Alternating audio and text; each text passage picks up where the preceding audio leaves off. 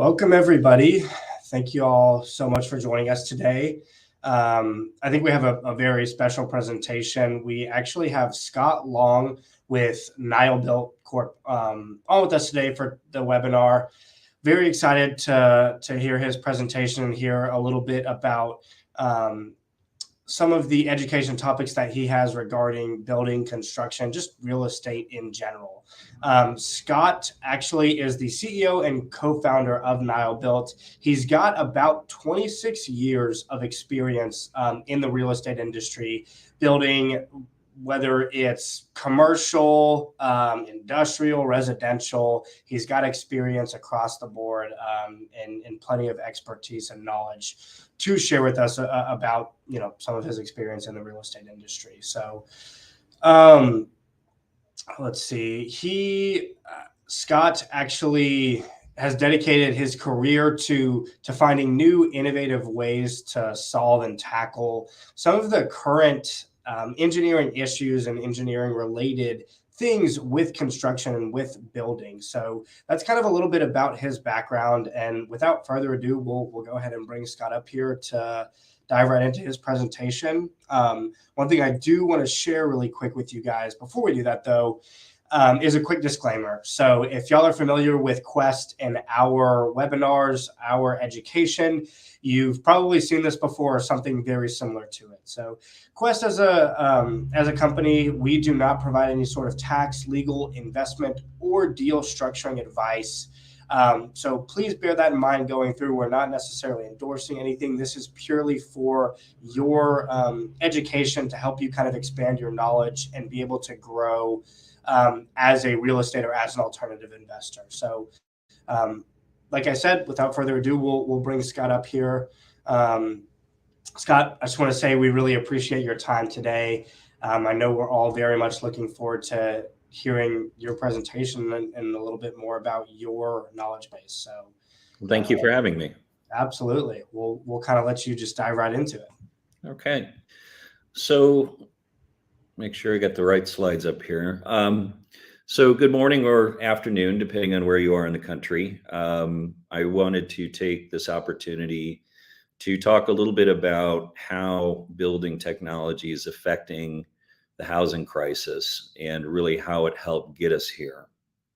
And I think it's a topic that is not addressed enough because I think there's a lot of misunderstanding or lack of knowledge in the industry about the nuances and the headwinds that the construction industry faces, really from a technology standpoint. And we'll dive a little bit into kind of market conditions and the leaders, if you will, of this space, and really how that impacts the consumer for today. I did go ahead and make my opening slide with a nice, beautiful sky view just to relax everybody to get started, because some of these topics are a little bit controversial, if you will. So I want to talk a little bit about experience, where I'm coming from, what my company is currently doing, and really what our commitment to this industry is. About 1980, my father founded a company called Thermomass, which is a composite technology connection system to insulate concrete.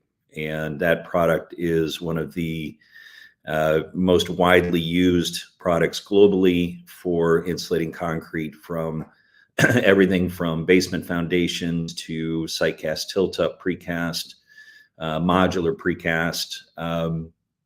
And he really built a really amazing business around composites. And the concept is that composites do not conduct thermal energy, and it creates a very super insulated wall system. And so their shift into the industry was really starting in residential and quickly moved into commercial and industrial, was quickly adopted by companies like Home Depot. Every Home Depot in the US the last 25 plus years have been built with this technology. They've got into cold storage units and wineries, data centers, Guantanamo Bay, and prisons, modular prison precast.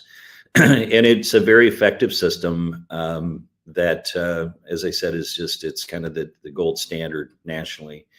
Growing up around this, I was fascinated by it. My father and I always talked about how to get this into residential. Why aren't we building homes this way? And I set out in 1997 and did just that, and started building homes and working on this technology platform to refine engineering details, to simplify manufacturing processes, to work on marketing and costing strategies, and had a lot of success in the early days with it.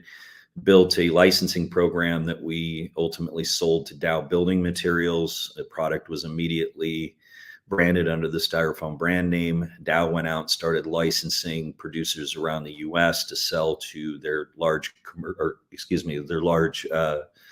corporate building network that they were currently supplying products to. And it really took off. And we had about 6 or 7 U.S. markets licensed. It represented several $100 million in revenue. We started to see some conversion with it with some of the bigger builders, and then along comes the recession and moved all the parts around. I went off after that with my business partner, Manoj Krishan, and we moved into the commercial and industrial space and spent the next 10 years building and operating a very high-tech computer automated manufacturing facility to produce these types of wall panel elements in the commercial and industrial space. Learned a tremendous amount about the positives and negatives of centralized computer automation. And around 2015, we started to see residential come back online, and started to understand a little bit more as the nation did about what the housing needs were going to look like. Certainly all the code drivers and things that began to change over the course of years that home building wasn't happening.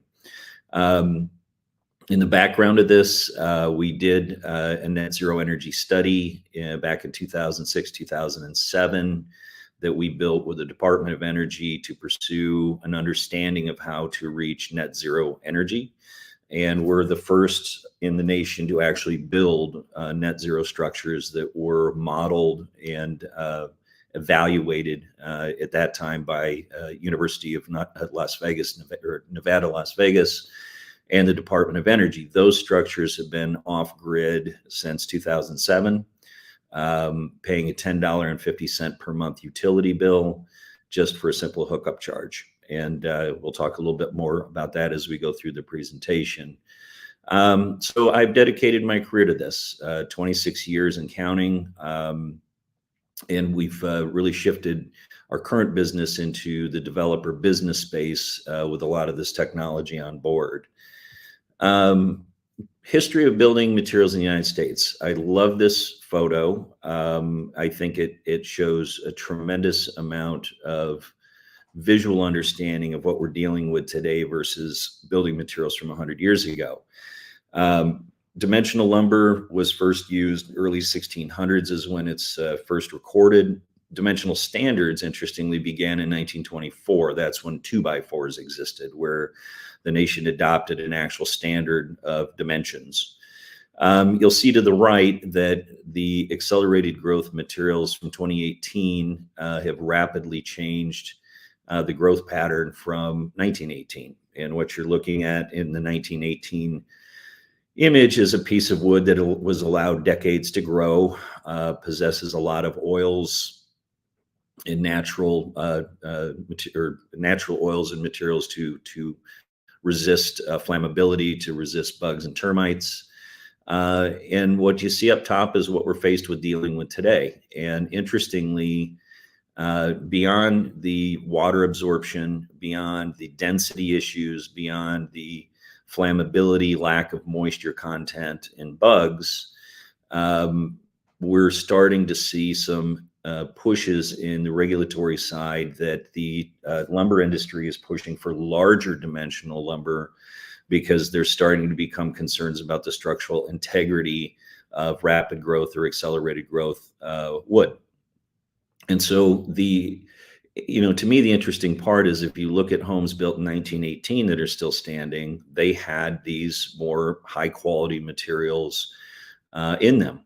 and you look at homes that are being built today in 2023 with that top material, we're seeing termite infestations and structural issues into homes that are 20 and 25 years old. So we have a housing crisis today that, in my view, is going to worsen over time, because you're going to start seeing structural failures and material failures with these types of materials being used. I heard this bottom comment or quote many, many years ago from Dow, that if wood were a new material today, and we understand new materials because we've been working for decades to introduce new building materials and construction methodologies, it would not pass code. But because of its historical nature, it is still the predominant material used in the United States. So in addition to the materials itself, we have to think about practices, right? So it's 2023, and we're still building homes, apartments, one stick at a time. And that's literally what it is. And so in the typical wall framing, there's about a dozen steps to get from one stick to an insulated wall with a finish on it. And so there's a tremendous amount of labor needed and skilled labor needed to produce homes this way. It's extremely inefficient. Just think about how cars are produced today, how 3D printing operates, how cell phones are manufactured. Yet this industry is just still stuck in this mode of really great inefficiencies. So we've lost a generation of framing contractor labor as well, and I'll talk a little bit more in the upcoming slides with what happened in the recession of 2008, where we had a pretty significant labor pool in the United States. We had people training that were well trained to frame large volumes of homes. And after that recession hit, we lost those folks, and many of them left the country. They were very valuable workers in the United States. And you had a whole generation that just didn't teach the kids, how to do this. And so for about 15 years, we sat dormant and began wanting to build again. And as one might suspect, there's no labor pool, not enough to even get back to where we were pre-2008, let alone the needs of today. Cost fluctuation is another major factor for builders today, in that material costs have gone up and down 1,000% in the last couple of years. And there's finger pointing and excuses for too much wood was used during the pandemic and remodeling to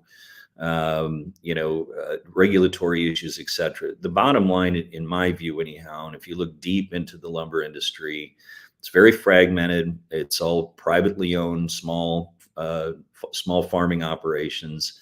They're dealing with a tremendous amount of climate event changes that have made this difficult. I think the time frame estimated for a seedling to grow into a tree large enough for dimensional lumber is 12 to 15 years. So just think about that curve if we start building again and the plantings begin of the lag time that we have associated with it. The other, particularly in the northern part of this continent, in northern United States and Canada, has been a tremendous amount of problems with beetle infestations. There's actually a minimum allowable amount of bugs in the wood now that is allowed for processing and use. Forest fires up north, droughts, road access, rail access has all been affected by this.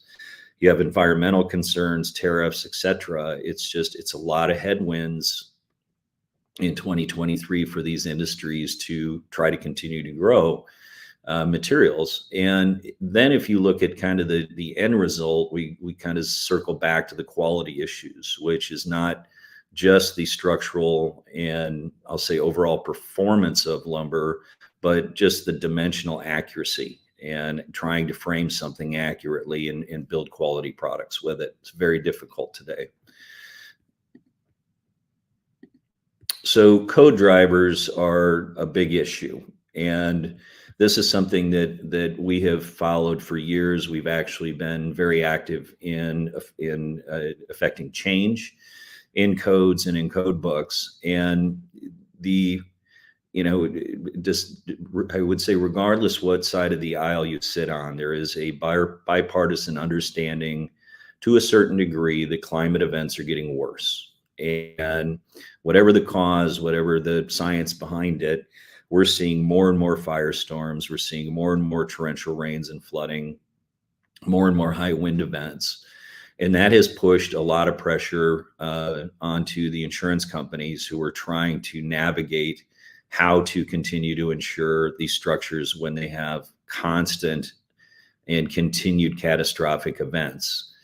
And it comes down to science and engineering is the solution to these problems. And we're seeing a lot of wind in our sails, if you will, in that particular space, because you can't keep building to a certain code level from 30 or 40 years ago when these events are now occurring and expect good results. And so Florida is a great example of this, is that they were forced to adopt a masonry block, concrete reinforced masonry block, because of hurricanes. They just didn't have a choice. And that happened 30 years ago. Today, we're dealing with that kind of scenario nationally, where you have areas where these firestorms, particularly here in California, the fire maps have been redrawn, where the vast majority of usable land in the state of California is now deemed high-risk fire zone. And then you have builders showing up with these types of materials that are highly combustible, and they're not being issued permits for good reason. Water absorption, major issue. We're moving into the Texas markets for that, in particular with driving rains and high winds, is that these wall cavities that are framed out of wood, if they take on water of any form, particularly drainage water and sewer water that comes from a lot of the backups that occur with flooding, it does not take much to propagate mold and mildew growth in these homes. And, every insurance company has a little bit different provision, but after there's a certain height or a certain amount of saturation period, the home's just deemed non-usable and torn down. Termites and pests, interestingly, we're seeing that a lot in Texas. Certainly in California, I'm seeing the big termite circus tents going up left and right, particularly out in the coastal areas on 20-year-old homes. And a very toxic environment for people to have to live in after those units or those homes are fumigated.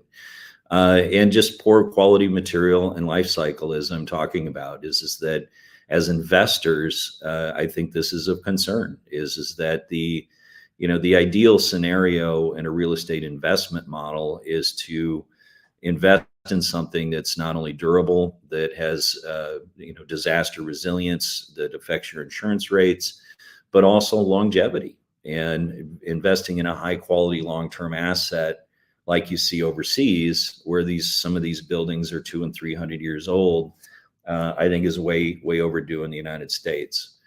So I want to talk a little bit about I think how the building industry functions in kind of change focus here from raw materials. Is, in my view anyhow, I think the last really successful home building cycle in the United States was post-war, after 1945. And we had a tremendous amount of training going on after the war for job creation. VA loans began in 1944. Affordable homes were built in volumes, and this is what really created suburbia in the United States. And in my view, it was the last build cycle of quality build. That era had still reasonably good materials. You had very skilled labor. You had different construction practices that weren't so mass manufacture oriented. And the industry itself was really, set up by small to mid-sized builders. We hadn't had the giant corporate takeover that really decides the terms today of how homes are built, what they're going to look like, and how much they're going to cost. So I think that, if you look at the growth stages in the U.S., and if you, depending on where you live in the United States, you can certainly see, and recognize these neighborhoods. It's a lot of 1,000, 1,200, 1,500 square foot, single level, 2 and 3 bedroom homes. Most, I would say, are still standing, and were really long-term assets back when home ownership was then the American dream. So we fast forward a little bit here into the 1990s, and this is when, in my view anyhow, the market changed and the world changed for us. This really came when corporate America decided to heavily enter into the home building space in about 1990s.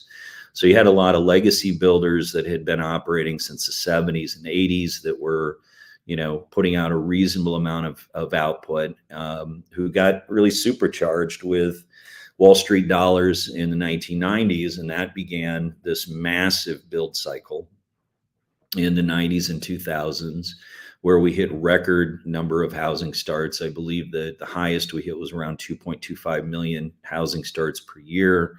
Cities, for example, like Las Vegas, Nevada, and we were active in that market in the early 2000s, were building 25,000 homes a year. And they had over 50,000 real estate transactions per year. Again, it was also ground zero for the failure. I think we all know what happened next with subprime mortgage began to move these homes and to get unqualified buyers into the units, people owning multiple homes. And then it started this 2008 mortgage crisis. And I think one of the things that I know in this industry as it's trying to revitalize itself is that people have not forgotten about the global financial meltdown, which was created largely by CDOs, or consolidated debt obligations, which were packaged bad loans sold to overseas investors. And so when we went down, they went down. And when that happened, a lot of people, consumers got hurt terribly. Financial institutions got hurt. Retirement funds were wiped out. This just did a phenomenal amount of damage. But in the scenes behind it, your suppliers got wiped out, that supplied these big corporate builders. Your labor force got wiped out. And those firms took decades, or a decade or more, I should say, to begin to recover and to right-size their operations. Many of them went bankrupt. That is still lingering out there. And so you have this environment where these legacy builders returned to market around the 2015-ish era and thought everybody would show back up to the party. And it just hasn't happened. And so what we're seeing are land developers got excited and went out and acquired mass scale land opportunities, began grading, got permits. We have a very large project north of Los Angeles here that took 20 years to get permitting. And the only way they got permits for those builds were by committing to net zero homes for, I believe, 20,000 plus units.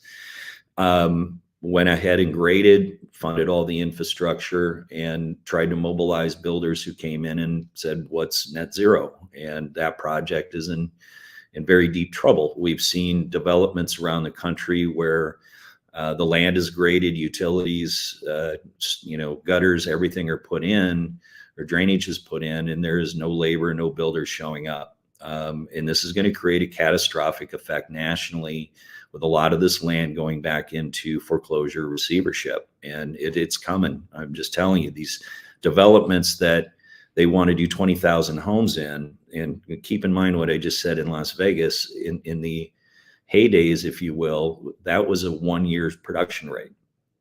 These land development companies now are looking at a 20 to 25 year cycle for that. There's no way they're going to survive that. And so why is that happening? There's no labor. Labor left the United States. Labor wasn't trained domestically.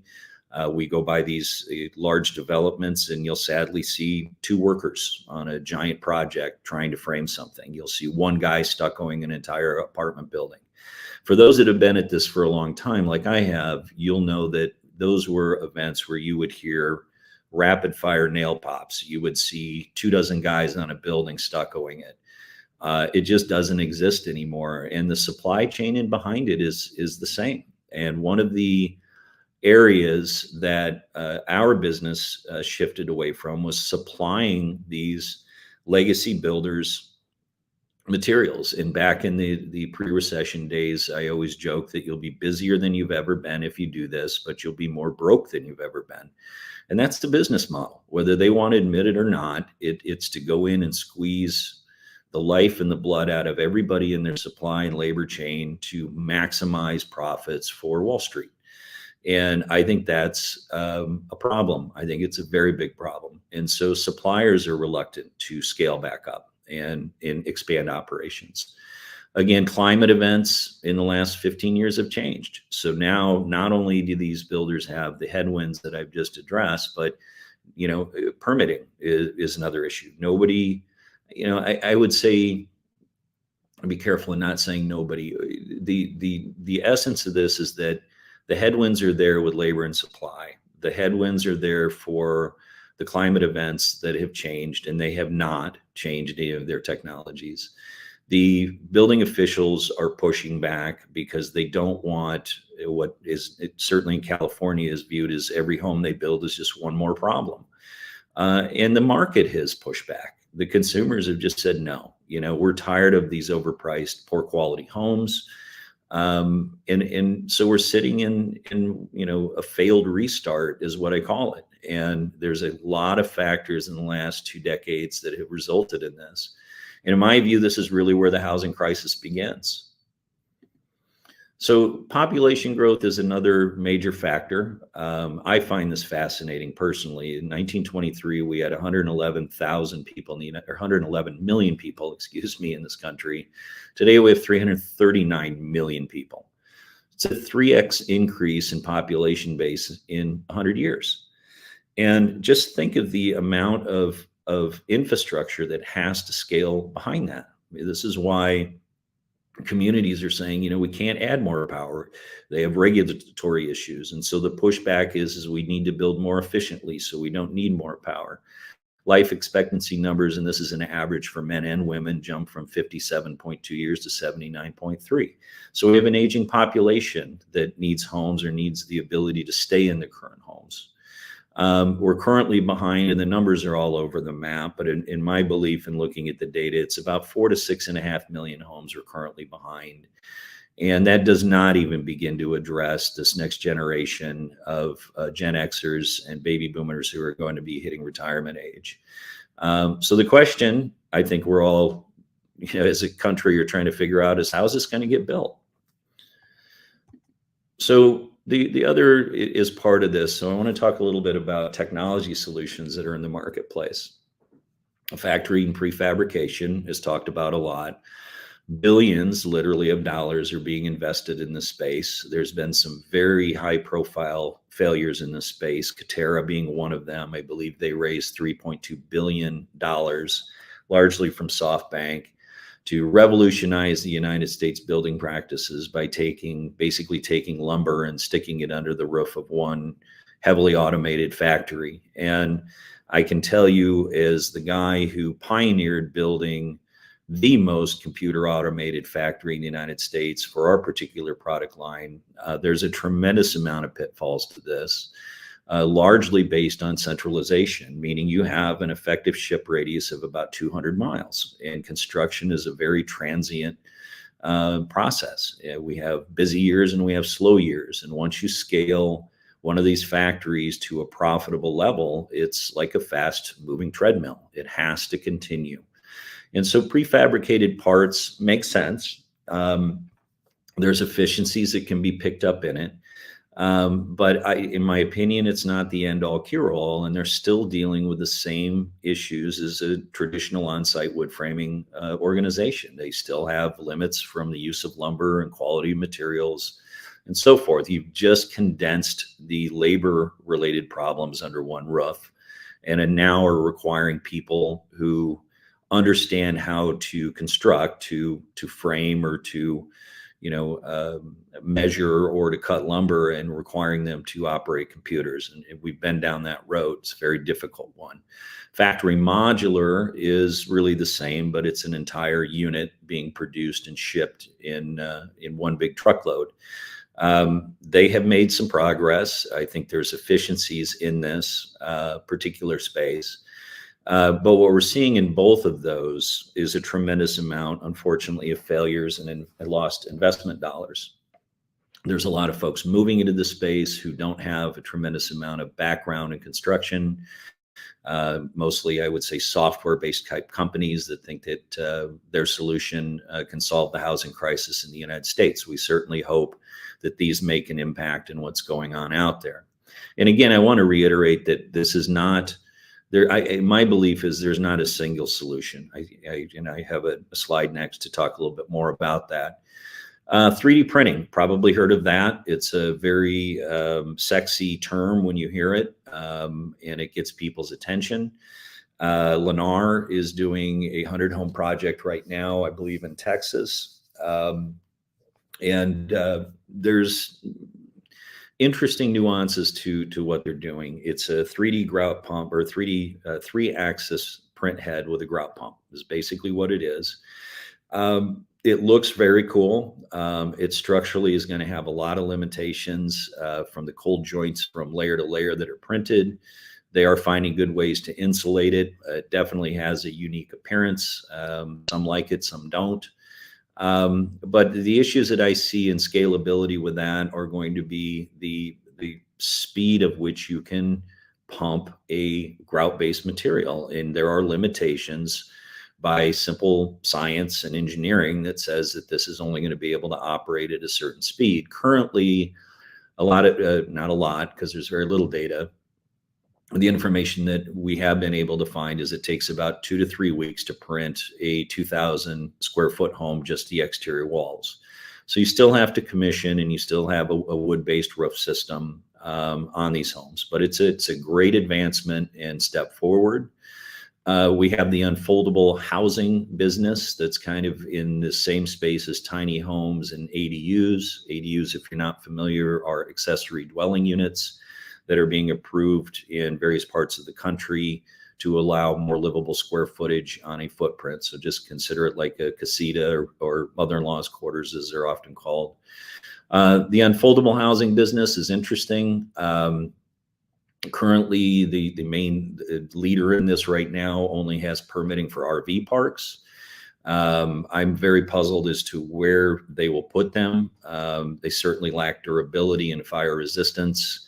And they're 300 square feet, roughly 300 to 400 square feet, I think, depending upon the model. And so, does America want to live in 400 square feet? I think some folks find that intriguing. I think most folks don't. So we'll see kind of how that unfolds for those guys. So to me, it boils down to real simple things. And there's a pragmatic answer based on the raw materials that are available on planet Earth. And that's really what it boils down to. There are all kinds of alternative materials that are coming to market that are composite-based, petroleum-based materials. But, when I say alternative materials, to circle back, lumber is still, the predominant material used in the United States. Last country to still hang on to that one. Most countries didn't adopt it in the first place. So, you go overseas, you look at Asia, you look at Australia. Australia is a big steel market. Certainly Europe. It's all masonry of some form. So whether it's concrete block, it's what's called double wall, which is a common European product. It's cast in place concrete. These shouldn't be viewed as alternative materials. They're materials that are more vastly used globally than timber is. But in the United States, it's still viewed as alternative materials. Process improvements are critical. So there's a number of companies I think have been very successful in the software space from a design engineering standpoint to create standards, to help create data transfer from architectural drawings into in-field laser measurements. These are all great technology advancements that help not only improve the quality of product that's being built, but also simplifying the process. And simplification of assembly is critical. We can't continue to do things the way we did hundreds of years ago and expect a different result. And so the end result to the technology advancements that are out there, excuse me, are really going to be around looking at materials other than wood, improving processes, simplifying assembly, which results in a real simple outcome, which is reduced training. And we cannot, one of the things that's a lost art, and I hate to say this, is the craftsmanship that we would see in homes from even 30 years ago. The attention to detail with trim, the materials used in trim. Everything today is just mass cut. It's MDF. We don't see a lot of oak or a lot of maple or a lot of these materials because they're not available or not allowed to be harvested anymore. And so we are in a more of a commoditized world to build. And we're certainly in a more, there's more pressure and more demand to build more quickly. That's going to require simplification of these skill sets if we're going to attract a workforce back into doing this. And we have a big enough problem in labor shortage across the board in all sectors nationally, globally right now, that companies, in my opinion, non-legacy builders need to enter the market. These are firms that are going to pay well. They're going to take care of their workers. They're going to care about their community. They're going to work in the affordable housing space. They're going to work to improve their processes and retain employees and make this a real career in a real industry again. And I think as long as we rely on corporate output, who, by the way, benefits from constricted supply, like it or not, their stock prices are soaring right now as the demand is continuing to accelerate and the pressure is being put on the consumer, where housing prices have reached a completely astronomical level. They're sitting, waiting, in my view, for that inflection point when prices reach that line on the graph or on the chart that says it's time to activate and go build again. And I think that's unfair to the American public. And I think we see it in many other sectors. And that I think are very adversely affecting to the public in the United States. But when it hits housing, that's a whole different level of difficulty.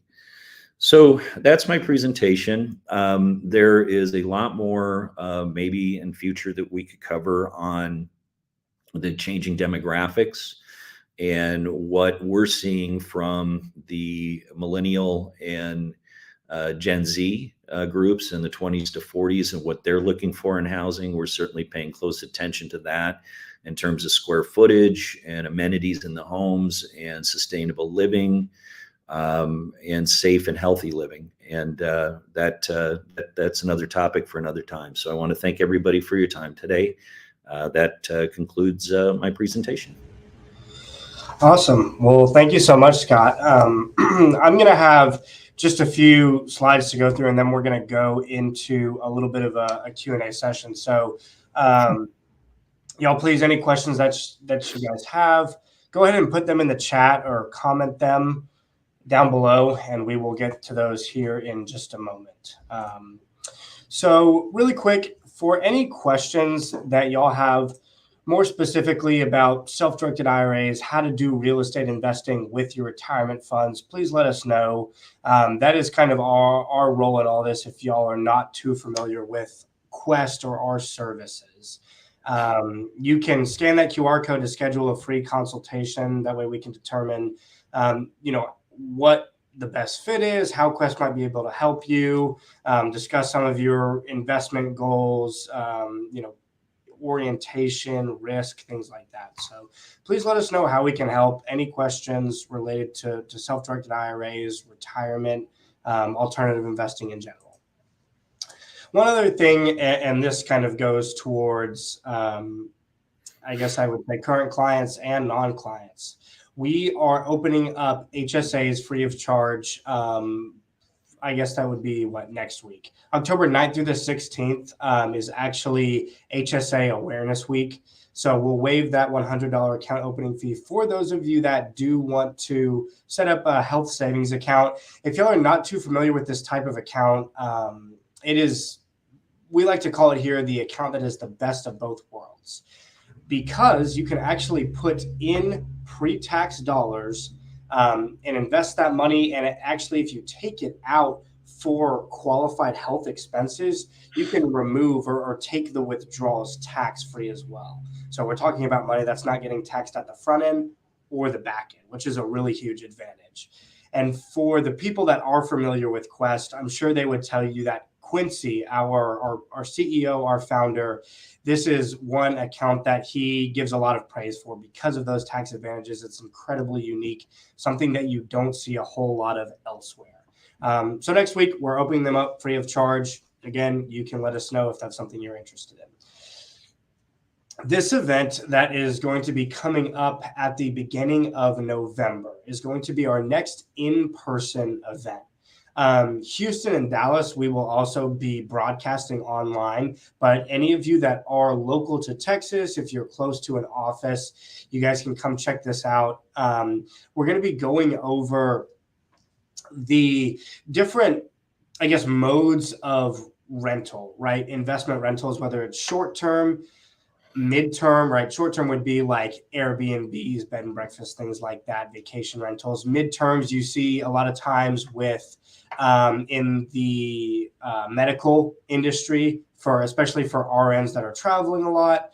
Midterm rentals are very common, sometimes even with college students on internships. That's another place that we do see midterm rentals. And then the long terms, right? When you have long-term tenants, that's kind of where we're going there. So we've got a different expert talking about each one of those, I guess, term lengths in the rental industry. There's going to be a lot of great information comparing the three different types. And so I highly encourage you guys to check this out. You can scan that QR code to register, regardless of whether you want to register for Houston, Austin, or Dallas. You can do that on our website. The event is completely free. There should be some networking as well as food and drinks available at each of these events. So I highly encourage y'all to check that out if you're interested. Whether you're local or not, you can always attend them online. The final thing I have to share with you guys before we get back to some Q&A is one of the biggest events that we host every year. We call this QuestCon Live.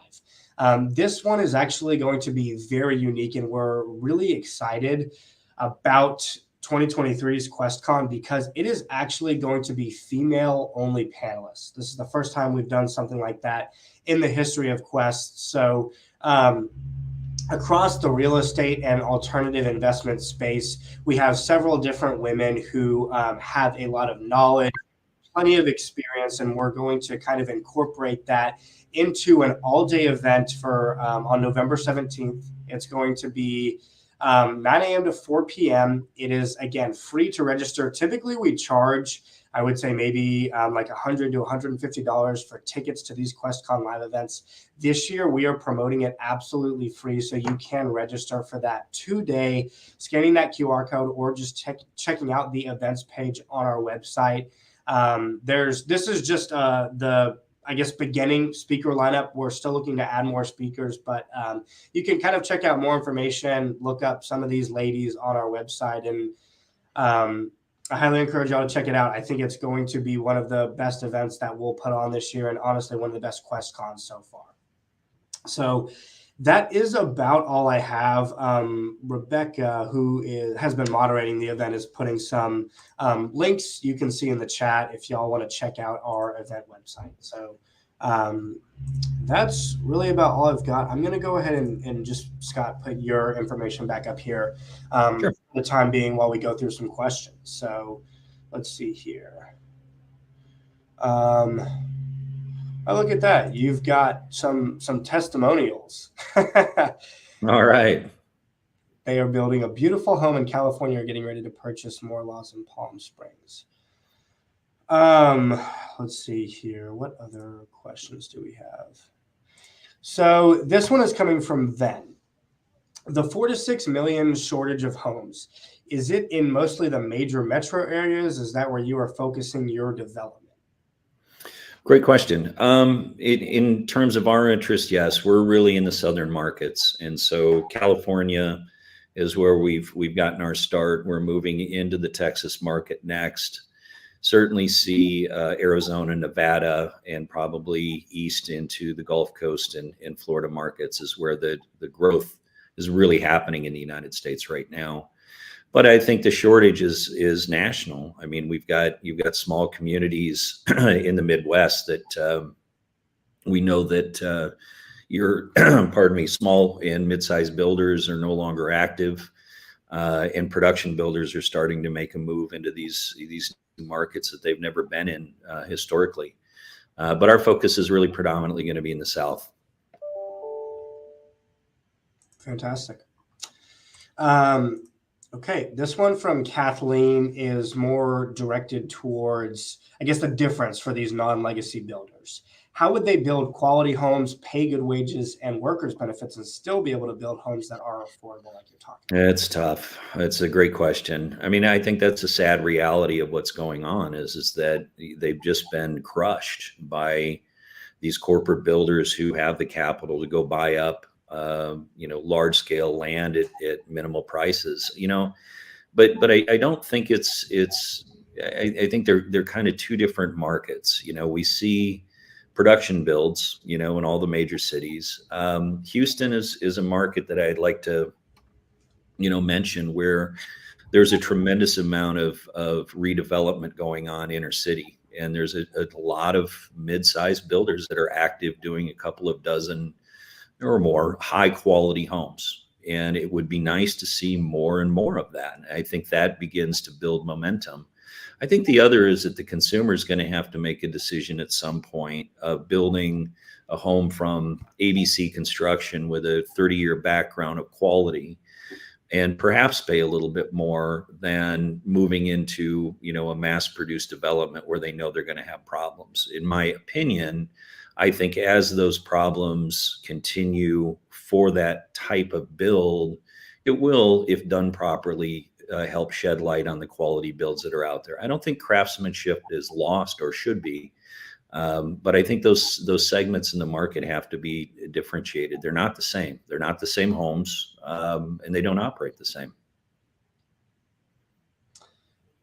Absolutely. Another question here, and I actually want to expand on this a little bit too. Can you tell us more about your future projects? And I'd also, be happy to hear, Scott, more about how you sort of fill the gap where you come into play in helping real estate investors. Sure. So active in California, we've got what we call a demonstration home. We begin grading on Monday. 5,200 square foot high-end home to really show the bells and whistles of what we do in South Orange County. That home will be using for a lot of national media, a lot of our governmental and regulatory agencies in California will be viewing it and looking at, kind of how, as we're talking to the fire marshal and we're working with the state on net zero mandate in California, which is a mandate here. Big marketing piece for us. We are moving from there into doing a demonstration home in the Houston, Texas market for the same reasons. We've got a development we'll begin on in Palm Springs for homes, a style that we call the Sinatra projects, which are courtyard-based, net zero, 2,500 square foot, Palm Springs kind of mid-century modern designs. And those will be going up this year. We are working actively in discussions with public officials for private public land partnerships. So back to the prior question, how do we build affordables? Well, our strategy is going in and working with communities in the state of California who here are under mandate to build a certain number of affordable homes. There is no city in compliance currently. The state and Huntington Beach, California are in litigation over this topic, and we're being well received to come in and buy up land that the public still owns at a discounted price, as long as we cap the price of our affordables to the within reason of the affordable housing indices, which is published quarterly by zip code. And it's getting a lot of interest, and this can be done anywhere. We've talked to the Houston Land Bank. We're working with other communities around the country that are interested in building affordables. The problem with this, though, is that what has happened to date is the developers come in and maybe with good intentions, I hope, and they do these kind of land deals, and then the builders show up and start escalating the prices because the demand's so high. Suddenly affordable's out the window. Now you're paying 30, 40, 50% more over market price just because they can, and that has destroyed it. So those are really this where we're centered on, is the private public land partnerships in the affordable space, and then acquiring pad ready developed land where these developers are struggling because they can't get builders in to build. And then certainly I think the third phase for us is raw land acquisition, which we're in the middle of building a land bank and raising capital for, to be able to go out and acquire land, hopefully reasonably priced land in areas that cannot get permitting because of all of these code changes. Great. And I'm going to go ahead and take this down. I did go and share your contact information there in the chat for those that are still needing it. And I know you talked a little bit about the Houston market specifically, but is there anywhere else you're focusing on building in Texas? We're actually throughout Austin and San Antonio and the greater Houston area. That's where we're really starting. Houston is going to be where the model home is demonstration home is going to go up here coming up, and a way to just bring attention at all levels throughout the state. And the same rules apply. So we have power utilities that are interested. We have insurance companies that are interested. And there's plenty of code drivers in Texas with heat and humidity and just general comfort living and safe living in these homes. But yeah, it's kind of at this stage, just planting seeds in specific markets to be able to physically show the product and market it appropriately and go from there. Okay. Another question from then, going back to affordability. From an affordability aspect, what is the delta for costs from traditional building to your technology? So we're pretty private about what our construction costs are, but I can tell you that the efficiencies that we've built into what we do and the cycle time and how quickly we can build these homes at scale puts us at a huge cost advantage over the inefficiencies of what's going on today. So an example on these affordables in that 1,000 to 2,000 square foot, our cycle time from slab to occupancy permits about 30 to 45 days. That's historically what we've been able to turn these. We can mass produce these wall panel elements on these large sites. So we've done what we call decentralization, which is eliminating the high capex of a factory and the centralized location of a factory. And we set up a portable operation on a large site, and we can mass produce the panels. A typical erection of a home that size is 1 day. And then you do the build out. And so that translates into a lot of efficiencies and cost savings from the company, not to mention the way we're structured as a business, as a developer, gives us a big cost advantage and allows us to play in those areas that traditional buildings never going to get to. Mm-hmm. Okay. Great. Let's see. What are the cons to building with concrete that you've run into so far? There isn't really a con to building with it. There's a con to selling it to builders. The public, in every project that we've done in 25 years, which is hundreds and hundreds of homes and commercial buildings and industrial buildings, we did a lot of projects with Habitat for Humanity, a lot of projects with HUD, a lot of custom homework. People will never want to move out of these homes once they get in them, and they understand just the comfort and the quietness and the safety in the homes. The difficulty we faced for 2 decades is trying to sell this to large corporate builders. And that's why we as a company just said, we're done. Just like the rest of the supply chain out there, is that if we're going to get anything done, we just needed to take the reins ourselves and go out and start building. Consumer acceptance of the product is unbelievably high. It's that getting from the tech company to the consumer and using the traditional channel that just, in my view, doesn't work. And we've seen many technologies come and go as a result of that. Perfect. Some more things coming in. Great presentation, but I think that's actually all of the questions that we have, unless anything else comes in very last minute. So Scott, again, thank you so much. I'm sure that they can certainly reach out to you with any questions or, check Please more do. out on your website as well. There's a lot more information on the website. Certainly, contact page. My email is on the presentation.